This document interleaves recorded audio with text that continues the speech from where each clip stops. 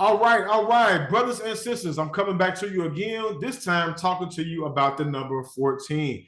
Some of you all out there have been able to see the number 14 in your dreams and in your visions. And what you have done, you probably done what so many others have done. You went straight to Google and YouTube, you typed in the number 14, and got some angel numbers that popped up. Well, I'm here to tell you today, I'm not speaking of angel numbers and I'm not speaking of gematria. I'm simply sharing with you what the number 14 means from a biblical standpoint.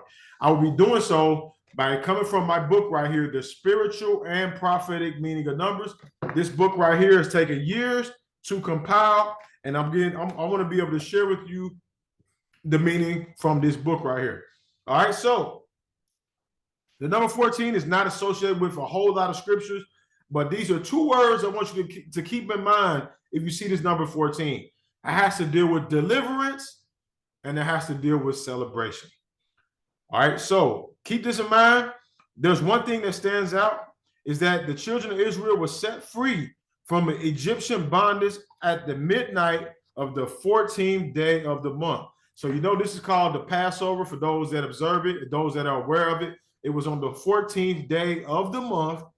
That's when the Most High went through and struck all the firstborns of Egypt, and this was setting them up for their deliverance. The next morning, it said in Numbers chapter 33 and 3 that they were brought out on the 15th day of the month, the first month. This, of course, was after the angel of death smote all the Egyptian firstborn children in the land of Egypt.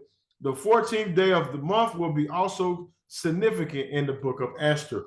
So now we're going to turn our attention to the book of Esther and see another scripture that has to deal with the number 14. Esther chapter 9 and verse 19. Therefore, the Jews of the village that dwelt in unwalled towns made the 14th day of the month of Adar a day of gladness and feasting, and a good day, and of sending portions to one another.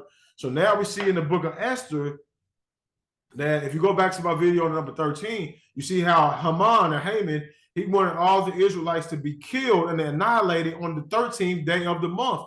But when we was able to see that decision was overturned on the 14th day, the children of Israel, they celebrated. They sent portions, they sent gifts to one another. So 14 on the children of Israel standpoint can be associated with deliverance. They was brought out of Egypt after the 14th day, and they celebrated on the 14th day of the month for not being killed and annihilated. So after the Most High delivered the children of Israel from the diabolical plot of Haman, they celebrated on the 14th day of Adar. This celebration will carry over into the 15th day of the month.